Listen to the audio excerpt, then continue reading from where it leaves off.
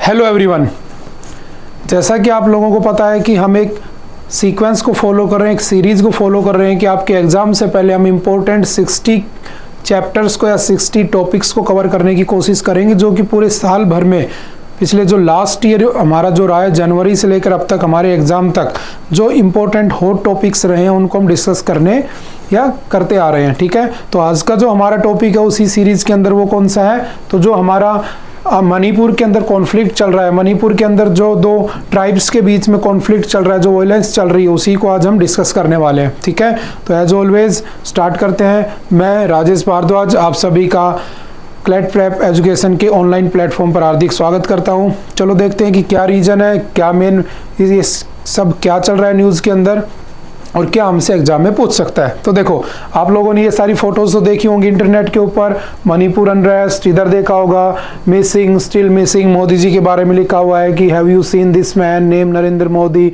Height, chest, ENT status, blind and deaf, ये सब देखा होगा न्यूज़ के अंदर। आखिर ऐसा क्यों चल रहा था, क्यों मोदी जी के बारे में लोस्ट के पोस्टर वगैरह लगे हुए थे। तो देखो, एक्चुअल में जो कॉन्फ्लिक्ट स्टार्ट होता है ना, वो कॉन्फ्लिक्ट स्टार्ट होता है कहाँ से, रिजर्वेशन से और कोटा से। देखो होता क्या है समझना अच्छे से। आज हम पूरा का पूरा जो ट्राइब्स हैं उनको अच्छे से पॉइंट टू पॉइंट डिस्कस करते हुए चलेंगे। हम ये डिस्कस करेंगे कि किस आर्टिकल में ST या SC के रिजर्वेशन की बात है, किस आर्टिकल में उनके बारे में उनकी डेफिनेशन दे रखी है, किस आर्टिकल में म्यूनसिपालिटीज़ में SC ST की बात करता है, कौन सा आर्टिकल हमारे कॉन्स्टिट्यूशन का SC ST का पंचायत में डिस्कशन करता है। हम हर एक एस्पेक्ट को समझते हुए चलेंगे। पहले हम ये समझते हैं कि इशू क्या चल रहा है। तो देखो, आपने देखा होगा कि मणिपुर के अंदर एक कॉन्फ्लिक्ट स्टार्ट होता है, और जो कि कब स्टार्ट होता है, वो स्टार्ट होता है 3 मई, ठीक है, 2023। होता क्या है उसके अंदर, लगभग उस कॉन्फ्लिक्ट के अंदर, उस लड़ाई के अंदर, वायलेंस के अंदर 130 पीपल लगभग मारे जाते हैं और उसके साथ साथ 400 लगभग क्या हो जाते हैं, घायल हो जाते हैं। अब होता क्या है कि धीरे धीरे बढ़ता बढ़ता पूरे मणिपुर में फैलता चला जाता है। अगर मैं बात करता हूँ 29 जुलाई की, तो तब तक जो डेथ रेट था वो कितना हो चुका होता है, 181, जिसके अंदर कुकी, यहाँ पर एक लिखा है कुकी और एक लिखा है मेती। याद रखना, जो कॉन्फ्लिक्ट है ना ये इन दोनों के बीच ही चल रहा है, और यहाँ पर कौन सा है, कुकी और दूसरा मेती। ठीक है, ये दोनों क्या है, ट्राइबल ग्रुप्स हैं, शेड्यूल्ड ट्राइब्स हैं। अब याद रखना, एक माइनॉरिटी में है, एक मेजोरिटी में है। ठीक है, एक के पास शेड्यूल्ड कास्ट का स्टेटस है, एक के पास शेड्यूल्ड ट्राइब का स्टेटस है। एक चाहता है कि ST की लिस्ट में आ जाए, दूसरा चाहता है या एक चाहता है कि मेजोरिटी में है फिर भी उसको रिजर्वेशन ज़्यादा मिल जाए। तो यही पूरा कॉन्सेप्ट हम समझते हैं इसमें हुआ क्या।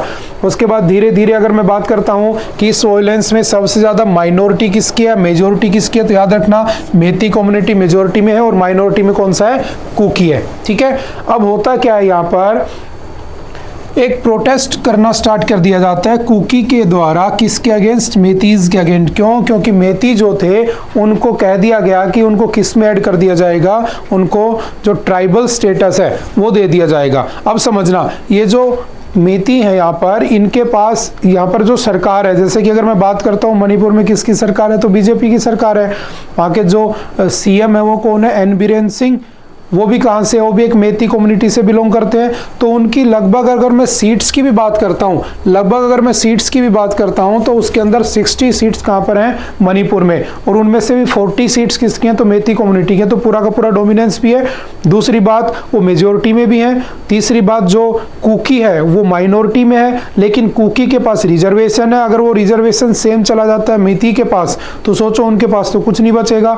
बात समझ में आ रही है ना। तो इस वजह से दोनों कम्युनिटी आपस में क्या करना शुरू कर देती हैं, लड़ना झगड़ना शुरू कर देती है। ठीक है, अब देखो उसके बाद कुछ और आगे बात निकल के आती है कि उसमें मोदी जी से कहा जाता है कि मोदी जी क्यों साइलेंट है, सरकार क्यों नहीं बोल रही। फिर आपने देखा होगा कि एक शॉकिंग वीडियो आती है, जिसके अंदर 2 वुमेन होती हैं जिनको नेक्ड वहाँ पर परेड कराई जाती है, उनको वहाँ पर नंगा घुमाया जाता है। जिसके बाद क्या होता है, पूरा का पूरा जो इंडिया है वो एकदम से क्या करने लगता है, सपोर्ट करने लगता है, कहने लगता है कि मोदी जी क्या कर रहे हो। तभी हमने देखा कि वो सारे पोस्टर वगैरह जो लगे हुए थे। ठीक है, उसके बाद धीरे धीरे कंडीशंस और ज़्यादा खराब होती चली जाती हैं। ऐसा कहा जाने लगता है कि वहाँ पर क्या स्टार्ट होने वाला है, सिविल वॉर स्टार्ट हो सकता है।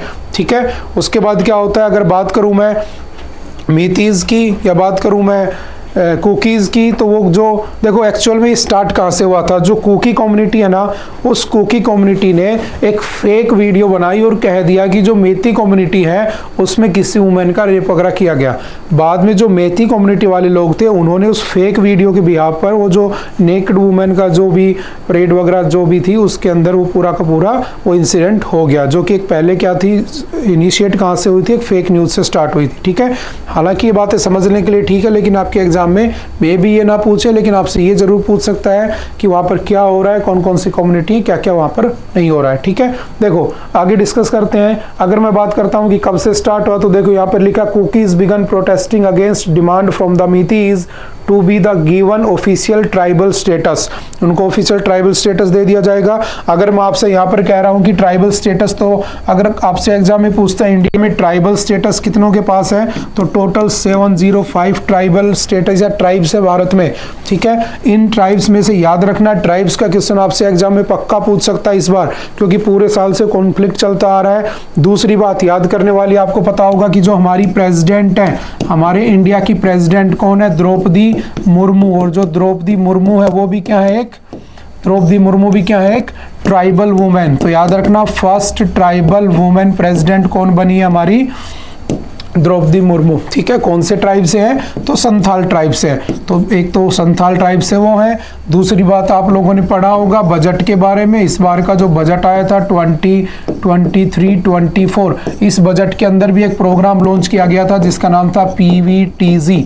ठीक है, प्रधानमंत्री PVTG, जिसका बजट था लगभग 15,000 करोड़ रुपए, जिसमें जो ट्राइबल लोग होते हैं, देखो होता क्या है, जो ट्राइब्स होते हैं रहते कहाँ पर है, मैक्सिमम कहाँ पर पाए जाएंगे आप लोगों को, फॉरेस्ट रीजन में। अब इन लोगों को मेन सोसाइटी से, मेन स्ट्रीम लाइन से जोड़ने के लिए सरकार क्या देती है, बेनिफिट देती है, सरकार रिजर्वेशन देती है।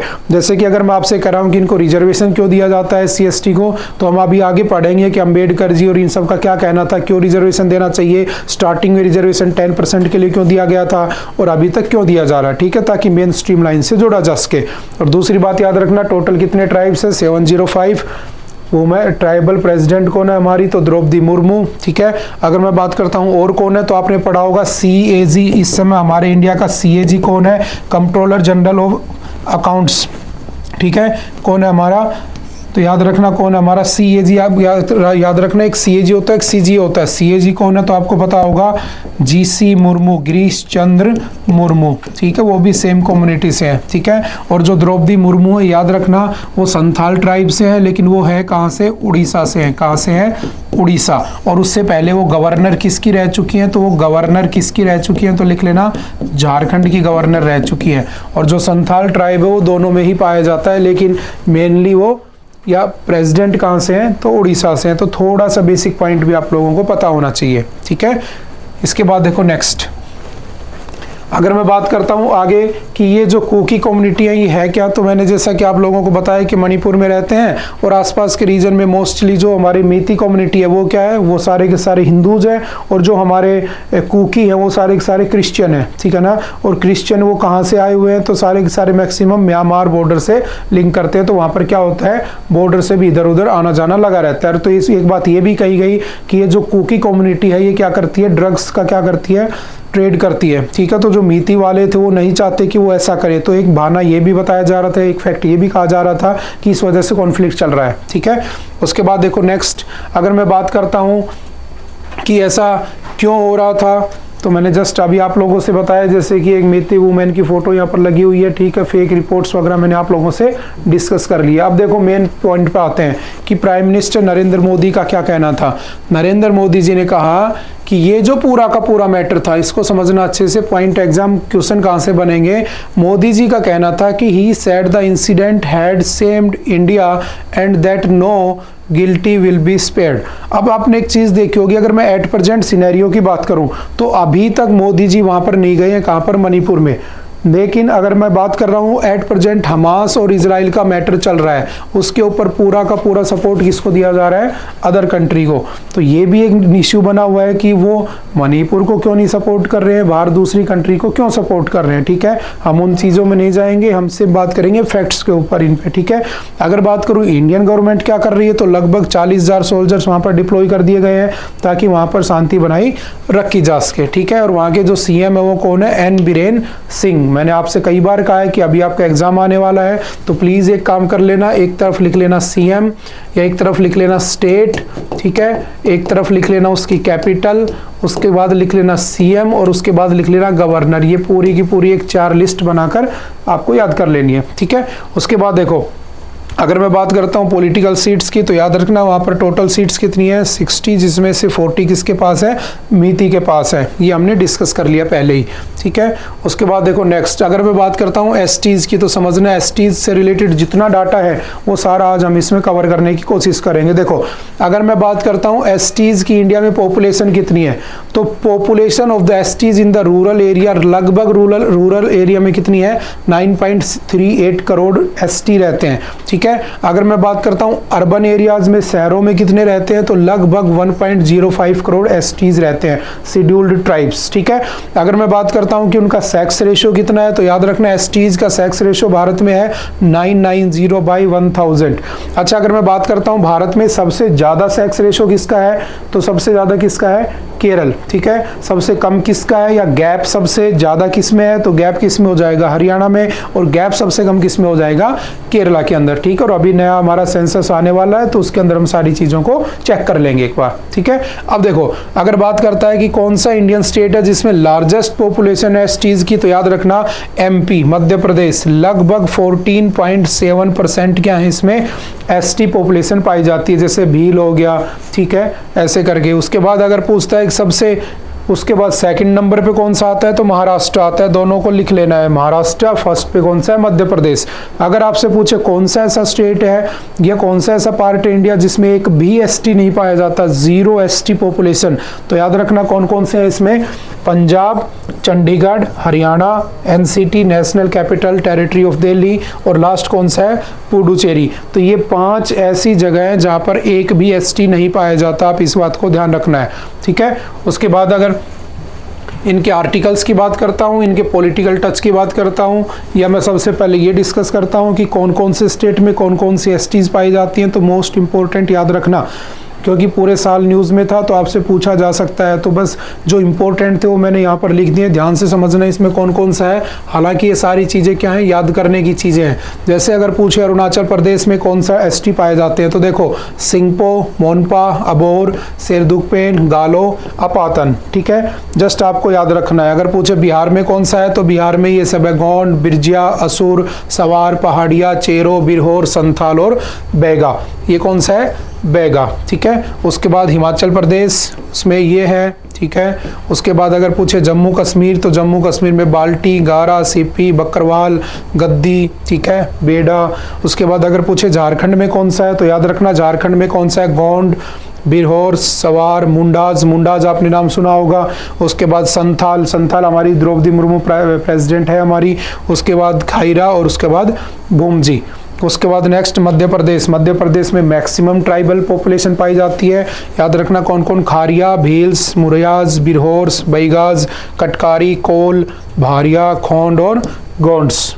उसके बाद मणिपुर के अंदर देखो थोडू, ऐमोल, मरम, पैती, चीरू, पुरम, कुकी, मनसांग, अंगामी। अब देखो क्या मैंने इसमें मेथी लिखा, क्या नहीं लिखा, क्योंकि मेथी क्या है, वहाँ पर ट्राइबल स्टेटस नहीं है उसको, वो चाहते हैं ट्राइबल स्टेटस मिले। अब अगर मैं यहाँ पर बात करता हूँ ट्राइबल स्टेटस से क्या होगा, देखो आपने हमारे कॉन्स्टिट्यूशन का वो पढ़ा होगा शेड्यूल नंबर 6, शेड्यूल नंबर 5 और 6 में दोनों डिस्कस कर लेता हूँ।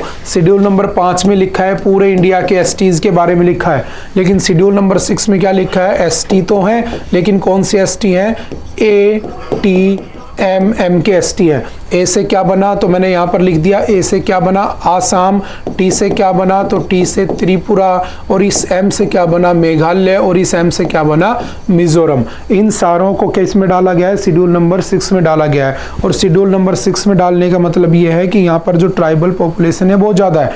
और जब बहुत ज़्यादा ट्राइबल पॉपुलेशन है तो सरकार जब भी वहाँ पर कोई डेवलपमेंट वगैरह करेगी तो सरकार कभी भी वहाँ की ट्राइबल लोगों की राइट्स का वायलेशन नहीं कर सकती।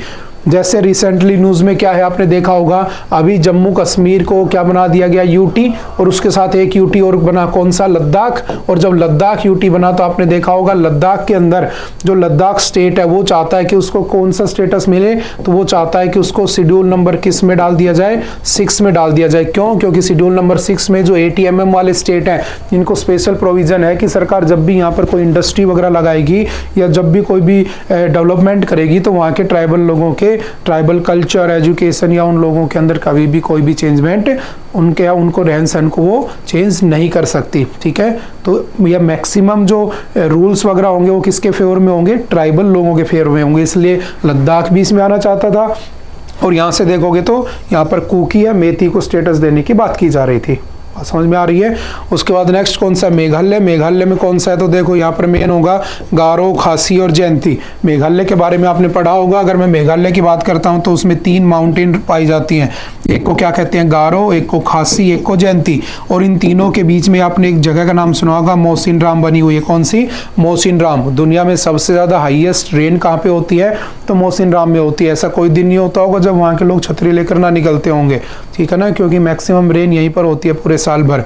ठीक है, और यहीं पर इन तीनों पहाड़ियों में क्या पाई जाती हैं, ये तीनों ट्राइब्स पाई जाती हैं। ठीक है, तो ये कुछ मेजर ट्राइब्स थी जो आप लोगों को एटलीस्ट पता होनी चाहिए। ठीक है, उसके बाद नेक्स्ट अगर मैं राजस्थान की बात करता हूं तो राजस्थान में आप लोगों ने देखा होगा, राजस्थान में जैसे भील, ठीक है, दमरिया, धनका, मीनाज। ठीक है, जो मीना कम्युनिटी है वो भी किस में आती है, ST में आती है, ध्यान रखना, पटेलिया, सहारिया। ठीक है, उसके बाद एक दो और भी है इसमें, कालबेलिया जो सांप का खेल वगैरह दिखाया करते थे पहले। ठीक है, सब STs में आते हैं। नेक्स्ट है उत्तराखंड। उत्तराखंड की कौन सी है, भोतियाज, बुक्शा, ठीक है, जंसारी, खास, राजी, थारू।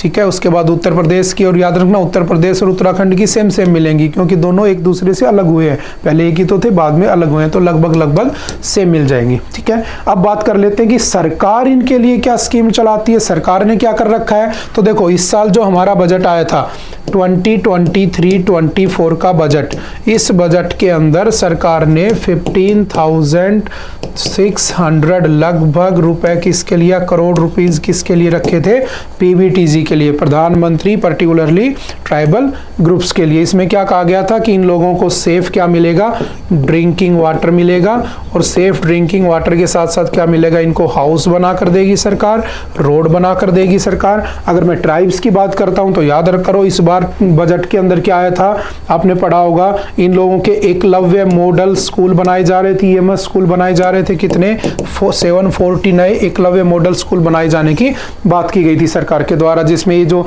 ट्राइबल बच्चे रहेंगे 6 to 12 तक वहां पर रह सकेंगे। जैसे हमारे यहाँ पर नवोदय विद्यालय चलते हैं ना, जो 1980s में राजीव गांधी के समय स्टार्ट हुए थे, और अगर पूछे EMS कब स्टार्ट हुए थे तो ये कब स्टार्ट हुए थे, 1998 वाले बजट में स्टार्ट किए गए थे। ठीक है, हालांकि ये बातें हमने बजट वाले सेशन में पढ़ रखी हैं पहले से। ठीक है, फिर भी याद रखना क्या क्या उनके लिए किया जा रहा है।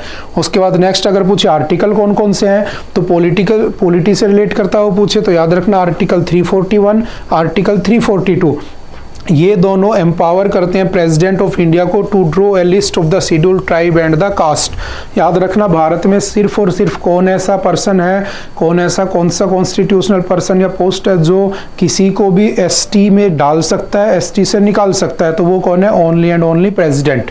ठीक है, और ऐसी बात कहाँ पर लिखी हुई है, 341 एंड 342 में लिखी हुई है। दूसरी बात अगर पूछे कि SC ST जो है सेंट्रल स्टेट में, ये हमारे कॉन्स्टिट्यूशन के पार्ट नंबर में कौन से आते हैं, तो याद रखना पार्ट नंबर 16 में आते हैं।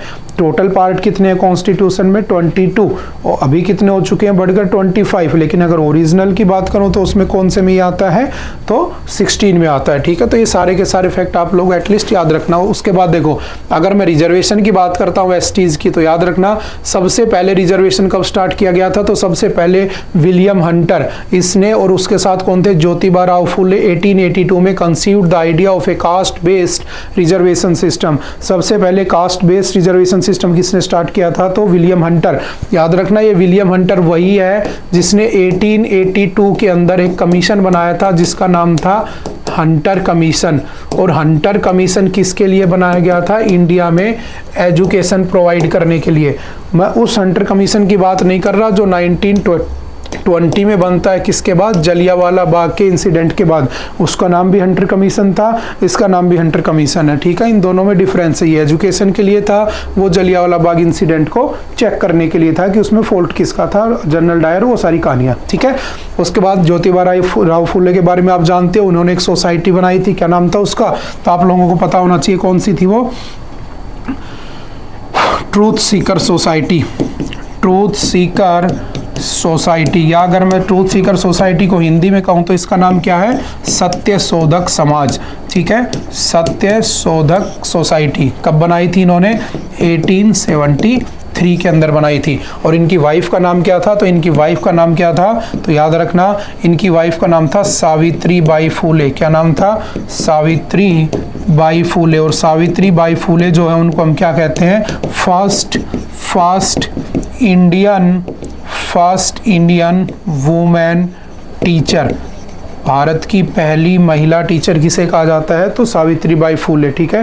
ये सारे कुछ फैक्ट्स भी आप लोगों को पता होने चाहिए, ठीक है। उसके बाद नेक्स्ट चलते हैं, रिजर्वेशन के बारे में बात कर रहे थे, कब कब उनको रिजर्वेशन दिया गया। तो देखो, सबसे पहले 1902 में सबसे पहले 50% जो सर्विसेज थी वो रिजर्व कर दी गई इकोनॉमिकली डिसएडवांटेज पीपल के लिए। कहाँ पर? कोल्हापुर में। फैक्ट्स को याद रखना, सबसे पहले 1902 में कोल्हापुर में 50% रिजर्वेशन किसके लिए रख दिया गया? जो इकोनॉमिकली जो बैकवर्ड लोग हुआ करते थे। उसके बाद this was India's first notification establishing A reservation for the benefit of the countries under privilege, ठीक है। तो सबसे पहला रिजर्वेशन कब दिया गया? 1902। उसके बाद अगर पूछे, उसके बाद सीक्वेंस चला, उसके बाद रिजर्वेशन कब बना? 1908 में। किसको सपोर्ट करने के लिए? कास्ट और कम्युनिटीज़ को सपोर्ट करने के लिए ब्रिटिश रूल के अंडर। फिर आपने पढ़ा होगा मार्लेमेंटो रिफॉर्म्स। कब हुए थे मार्लेमेंटो रिफॉर्म्स? तो 1909 में। याद रखना, ये जो मार्ले था ये कौन था उस समय? हमारा इंडियन सेक्रेटरी था, ठीक है। और मिंटो कौन था हमारा? तो याद रखना, ये मिंटो सेकंड है। ये कौन था उस समय? हमारा इंडिया का वाइसराय था। और मिंटो सेकंड की ही दिमाग की उपज क्या थी? मुस्लिम लीग थी, ठीक है ना, 1906 में जो बनी होती है, ठीक है। तो इन सब बातों को ध्यान रखना। इसके बाद यहीं से स्टार्ट किया जाता है SC/ST को रिजर्वेशन देना इलेक्शंस के अंदर, ठीक है। उसके बाद नेक्स्ट टाइम पास होता है, आगे क्या होता है? 1919 का एक्ट आ जाता है। उसके अंदर 1919 में पहली बार क्या होता है? जो गवर्नर होता है वो क्या करता है? मद्रास प्रेसिडेंसी में 1921 में इलेक्शन होते हैं, उसमें रिजर्वेशन को लागू करता है। 44% रिजर्वेशन दिया जाता है नॉन ब्राह्मण को, 16% रिजर्वेशन दिया जाता है मुस्लिम्स को, 16% दिया जाता है एंग्लो इंडियंस को। और उसके बाद अगर मैं पूछूं तो, या मैं आपसे कहूं तो 8% किसको दिया जाता है? शेड्यूल्ड कास्ट को दिया जाता है। और एंग्लो इंडियन के बारे में आप लोगों ने पढ़ा होगा कि अभी हमारे यहाँ पर कॉन्स्टिट्यूशनल अमेंडमेंट हुआ था 2019 में, जिसमें हमने क्या किया था? एंग्लो इंडियन को किससे खत्म कर दिया था? लोकसभा की सीटों से खत्म कर दिया था, ठीक है ना। उसके बाद उसके बाद आता है गवर्नमेंट ऑफ इंडिया एक्ट 1935, जिसके अंदर हमने क्या किया? रिजर्वेशन को प्रोविजंस को डाला। और लास्ट में 26 जनवरी 1915 को हम क्या हो गए? इंडिपेंडेंट हो गए। और हमने क्या बना लिया? रिपब्लिक बन गए हम, ठीक है। तो इन सारे पॉइंट्स को एक बार जरूर याद रखना है आप लोगों को, ठीक है। नेक्स्ट बात करता हूँ, अगर मैं हमारे पॉलिटी की बात करता हूँ तो पॉलिटी के अंदर कहाँ पर लिखा हुआ है? तो देखो, आप लोगों ने पढ़े होंगे फंडामेंटल राइट्स। कहाँ से लिए गए हैं फंडामेंटल राइट्स? तो सारे के सारे कहाँ से लिए गए हैं? अमेरिका से, ठीक है। अब मैंने कहा कि इसका जो आर्टिकल नंबर 15 है और इसका जो आर्टिकल नंबर 16 है, ये किसकी बात करते हैं? अदर बैकवर्ड क्लासेस के रिजर्वेशन की। अगर मैं आर्टिकल 14 की बात करता हूं तो equality before the law and equal protection of the law की बात करता है, ठीक है। उसके बाद आर्टिकल 15 का 4 क्या कहता है? Provides special provision for advancing any socially and educationally backward class of the citizens of the scheduled caste and the tribes, ठीक है। देखो, जब आप लोगों ने क्लास में पॉलिटी पढ़ी होगी तब आपको पढ़ाया गया होगा कि ये जो state of Madras versus चंपाकम Dorai राजन का केस था 1951, जिसमें हमारा फर्स्ट कॉन्स्टिट्यूशनल अमेंडमेंट होता है। अगर आपसे पूछता है पहला या फर्स्ट कॉन्स्टिट्यूशनल अमेंडमेंट कब हुआ, तो याद रखना कब हुआ था? 1951। अब आप लोगों में से कुछ ये पूछेंगे कि सर 1951 में अगर चेंजमेंट हुआ, लेकिन हमने तो ये पढ़ा है कि जो हमारी पार्लियामेंट है वो कब बैठी? तो वो बैठती है 13 May 1952 2 को बैठती है। क्यों? क्योंकि जो जनरल इलेक्शन हुए थे वो जनरल इलेक्शन ही कब हुए थे? वो हुए थे लगभग अक्टूबर से लेकर फरवरी, अक्टूबर 1951 से फरवरी 1952 तक हुए थे। फिर ये कैसे हो गया कि जो पहला जो अमेंडमेंट था वो 1951 में हो गया? तो समझना इस बात को, आप लोगों ने पढ़ा होगा कि जो हमारी कॉन्स्टिट्यूशनल असेंबली थी, हमारी जो कॉन्स्टिट्यूशनल असेंबली थी वो 2 तरीके से काम करती थी। ठीक है, समझना इसको। मैंने कहा ये हमारी कॉन्स्टिट्यूशनल असेंबली, ठीक है, ये कॉन्स्टिट्यूशनल असेंबली 2 तरीके से काम करती थी। एक ये काम करती थी किसका? कॉन्स्टिट्यूशनल असेंबली का, यानी कि कॉन्स्टिट्यूशन बनाती थी, और जब भी नीड होती थी तो क्या बन जाती थी? ये पार्लियामेंट बन जाती थी। क्या बन जाती थी? पार्लियामेंट बन जाती थी। ठीक है, तो जब चेंजमेंट करना होता था तो एज ए पार्लियामेंट काम करती थी, लेकिन जब कॉन्स्टिट्यूशन लिखना होता था तो एज ए कॉन्स्टिट्यूशनल असेंबली काम करती थी। ठीक है, अब क्या हुआ इसमें? पहला चेंज हुआ, अच्छा जब ये बैठती थी असेंबली तो इसका हेड कौन होता था? तो इसका परमानेंट हेड कौन था? हम लोगों ने पढ़ा था। इसका टेम्परेरी हेड किसको बनाया गया था? डॉक्टर सच्चिदानंद सिन्हा को 9 दिसंबर 1946। लेकिन इसका परमानेंट मेंबर कब किसको बनाया गया? तो आपको पता होगा 13 दिसंबर 1946 में इसका परमानेंट मेंबर बनाया जाता है किसको? तो डॉक्टर राजेंद्र प्रसाद को। ठीक है, और तो इसके हेड कौन होते थे? डॉक्टर राजेंद्र प्रसाद इसके हेड होते थे। लेकिन जब ये पार्लियामेंट एज ए पार्लियामेंट काम करती थी तो इसके हेड कौन हो जाते थे? तो जीवी मावलंकर। आप लोगों ने नाम सुना होगा, जीवी मावलंकर, गणेश वासुदेव मावलंकर। और इसीलिए जीवी मावलंकर को हम क्या कह देते हैं? Father of the Lok Sabha. Father of the Lok Sabha भी कह देते हैं। फर्स्ट स्पीकर भी यही होते हैं हमारे। क्या होते हैं? फर्स्ट स्पीकर भी यही होते हैं, ध्यान रखना। और फर्स्ट हमारे प्रोटेम स्पीकर भी यही होते हैं। फर्स्ट हमारे प्रोटेम स्पीकर भी यही होते हैं। ठीक है, स्पीकर की एब्सेंस में प्रोटेम स्पीकर काम करता है। ठीक है, अब समझना, सबसे पहले रिजर्वेशन दिया गया किसको? 1951 में, और कह दिया गया कि जो शेड्यूल्ड ट्राइब या कास्ट के जो लोग हैं उनको नॉर्मल एजुकेशनल इंस्टीट्यूट में क्या मिलेगा? रिजर्वेशन मिलेगा। कौन सा था वो? 1951। और कौन सा उसमें जोड़ा गया? तो याद रखना, उसमें जोड़ा जाता है आर्टिकल 15 का 4 जोड़ दिया जाता है। कौन सा? आर्टिकल 15 का 4 जोड़ दिया जाता है। ठीक है, उसके बाद आगे चलते हैं तो 1979 में याद रखना जनता पार्टी की सरकार होती है, उसमें कमीशन बनता है बीपी मंडल कमीशन, और उस मंडल कमीशन की रिकमेंडेशन पे सबसे पहले याद रखना इसने रिपोर्ट कब अपनी सबमिट की थी? 1980 में। बना कब था? 1979 में। ठीक है, उसके बाद रिजर्वेशन कब दिया जाता है? 1990 में। रिजर्वेशन कब प्रोवाइड किया जाता है? 1990। कितना रिजर्वेशन दिया जाता है? तो याद रखना उस समय भारत में ओबीसी की पॉपुलेशन हुआ करती थी 52%, और ओबीसी को रिजर्वेशन कितना दिया गया उस समय? 27%। और ये भी न्यूज में चल रहा है, ध्यान रखना। इसके ऊपर एक टॉपिक और मिल जाए, एक वीडियो अलग से मिल जाएगी आपको। किसमें? बिहार में सेंसस हुआ है ना, बिहार में उन्होंने कास्ट बेस्ड सेंसस किया है जिसमें ओबीसी की पॉपुलेशन बहुत ज्यादा निकल के आ रही थी, जबकि ओबीसी को जो रिजर्वेशन है वो 27% ही है। ठीक है, तो वहां पर भी ये न्यूज में मुद्दा बना हुआ है। ठीक है, हम उसको अलग से देख लेंगे। नेक्स्ट आर्टिकल 15 के 5 में क्या हुआ कि 2005 में एक लड़का होता है जो कि दिल्ली एम्स में एडमिशन लेना चाहता था, लेकिन उसको एडमिशन नहीं मिलता है, वो चला जाता है सुप्रीम कोर्ट। बाद में एक अमेंडमेंट होता है जिसको हम कहते हैं 93rd कॉन्स्टिट्यूशनल अमेंडमेंट 2006, जिसमें आर्टिकल 15 में 5 जोड़ दिया जाता है, जिसमें कह दिया जाता है कि जो हायर एजुकेशनल इंस्टीट्यूट है उसके अंदर भी क्या रहेगा? SC ST को क्या रहेगा? रिजर्वेशन रहेगा। ठीक है, तो पहला रिजर्वेशन इनको मिला 1951 में, उसके बाद दूसरा हायर स्टडीज के लिए किस में मिला? तो 15 के 5 में 2006 में मिल जाता है। ठीक है, उसके बाद अगर मैं कहता हूं कि और क्या क्या हेल्प दी जाती है SC STs को, तो याद रखना आर्टिकल 39 का ए। आर्टिकल 39 का ए, अगर मैं कह रहा हूं आर्टिकल 39 का ए, तो ये किस में लिखा हुआ है? DPSP में। कहाँ लिखा हुआ है? DPSP। और मैंने हमेशा आपसे कहा है कि DPSP क्या होते हैं? Directive principle of the state policy.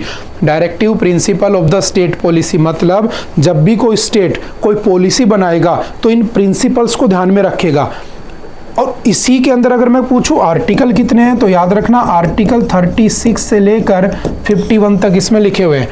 और इसके अंदर एक आर्टिकल है आर्टिकल 37 जिसमें लिखा हुआ है कि these DPSPs are not forcible by any court of the law. ये फोर्सेबल नहीं है, कोई स्टेट चाहे तो करे चाहे तो ना करे। फॉर एग्जाम्पल समझना, बिहार में शराब बंद है, ठीक है, गुजरात में शराब के ऊपर लीकर के ऊपर बैन है, लेकिन राजस्थान में तो नहीं है। क्यों? क्योंकि डीपीएसपी में लिखा हुआ है आर्टिकल नंबर 47 में, जिसमें लिखा है कि अगर चाहे तो स्टेट ऐसी चीज़ों को बैन कर सकता है जो हमारे स्वास्थ्य के लिए क्या हो, हमारी हेल्थ के लिए क्या हो, इंजोरियस हो, ठीक है। लेकिन अगर राजस्थान को लगता है नहीं है तो यहाँ पर चल रहा है, बिहार उसको लग रहा था तो कर दिया, तो मतलब ये फोर्सेबल तो नहीं है, लेकिन अगर कोई चाहे तो कर सकता है, ठीक है। तो उसी के अंदर याद रखना आर्टिकल 39 आता है। आर्टिकल 39 क्या कहता है? इसमें लिखा हुआ है equal wages for the equal work, ठीक है, कि किसी भी इंसान को इतना equal wages for equal work तो मिलना ही चाहिए। उसी का 39 का एक ए है जिसमें हमने जोड़ दिया किसको? नलसा सलसा डलसा। आप लोगों ने नलसा सलसा डलसा बहुत पहले सुना भी होगा। What is NALSA DALSA SALSA? तो देखो मैं आपको समझा देता हूँ। नलसा का मतलब क्या है? देखो, national legal service authority act, ठीक है, national legal service authority act, ठीक है, ये कौन से लेवल की बात कर रहा है? नेशनल लेवल की। ये स्टेट, ठीक है, और ये कौन सा हो गया? डिस्ट्रिक्ट। तो जब भी नेशनल लेवल पे या स्टेट लेवल पे, डिस्ट्रिक्ट लेवल पे जब भी किसी को लीगल एड की हेल्प करने की हेल्प की नीड पड़ेगी तो कौन प्रोवाइड करेगी? सरकार करेगी। जैसे ऐसे समझो कोई गरीब आदमी है, उसका किसी के साथ केस हो गया, अब वो लॉयर को तो हायर कर नहीं सकता, तो सरकार क्या करती है? अगर मान लो सुप्रीम कोर्ट में केस है तो नलसा के अकॉर्डिंग उसको लॉयर मिल जाएगा। अगर मान लो हाई कोर्ट में केस है तो सलसा के अकॉर्डिंग मिल जाएगा। और सेशन कोर्टों में या डिस्ट्रिक्ट कोर्टों में केस चल रहा है तो उसको डलसा के अकॉर्डिंग क्या मिल जाएगा? लीगल हेल्प मिल जाएगी। किसको?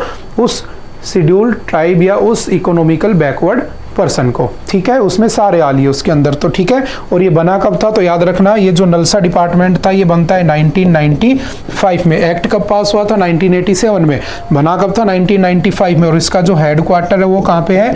न्यू दिल्ली के अंदर। और इसका जो हेड होता है, इसका जो प्रेसिडेंट होता है वो कौन होता है? तो लिख लेना सेकेंड सुपीरियर जज of supreme court. Supreme court का जो सेकंड सुपीरियर जज होता है ना, जैसे डीवाई चंद्रचूड़ के बाद जो भी होगा, जिसका सीक्वेंस, जिसका नंबर होगा, वो इसका क्या होगा? हमेशा हेड बन के रहेगा, ठीक है। तो इन बातों को भी थोड़ा सा ध्यान रखना है कि एससी एसटीज को कौन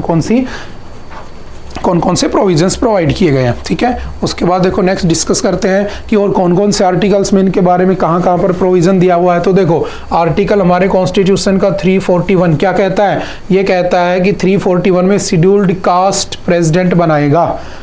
342 में कहता है प्रेसिडेंट शेड्यूल्ड ट्राइब बनाएगा, ठीक है। 342 के अंदर ही कहता है क्या बनाएगा? बैकवर्ड, अदर बैकवर्ड क्लासेस बनाएगा। 342 के ए में, याद रखना ये ए है, इसको हाईलाइट करके ए लिख लेना, ठीक है। उसके बाद आर्टिकल 338 का ए, 338 का बी, ये सारे के सारे क्या बात करते हैं? National commission for the scheduled caste, scheduled tribe and the backward class. तो याद रखना, कंफ्यूज नहीं होना है। अगर पूछता है नेशनल कमीशन तो याद रखना 338 का ए, 338 का बी। अगर पूछता है उसको अपॉइंट करने के बारे में तो 341, 342 का ए, ठीक है। तो इन 6 के 6 आर्टिकल्स में डिफरेंस आपको अच्छे से पता होना चाहिए, ठीक है। उसके बाद अगर पूछता है आर्टिकल 330, 332 तो अभी रिसेंटली पढ़ा होगा जब वुमेन्स को रिजर्वेशन दिया गया था 33%, तो उस समय भी हमने इसको डिस्कस किया था कि जो आर्टिकल 330, 332 है वो किसकी बात करता है? SC ST को रिजर्वेशन देता है, किसमें? पार्लियामेंट में, और उसके साथ साथ स्टेट लेजिस्लेटिव असेंबलीज में देता है, ठीक है, लोकसभा विधानसभा में, इनके अंदर। उसके बाद है 243 का डी, 243 का डी किसमें करता है? पंचायत के अंदर, ठीक है। उसके बाद 243 का टी किसमें करता है?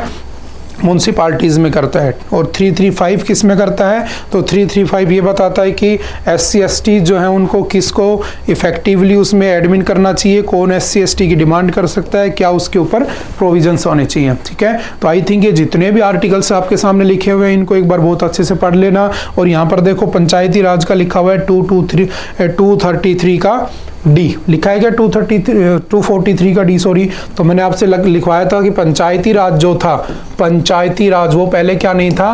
पंचायती राज पहले क्या नहीं था? कॉन्स्टिट्यूशनल बॉडी नहीं थी। सबसे पहले बलवंत राय मेहता कमेटी आती है जिसमें 1957 में रिपोर्ट आती है। 1959 में 2 अक्टूबर को क्या होता है? सबसे पहले 2 अक्टूबर को सबसे पहले ग्राम पंचायत बनती है। कहाँ पर?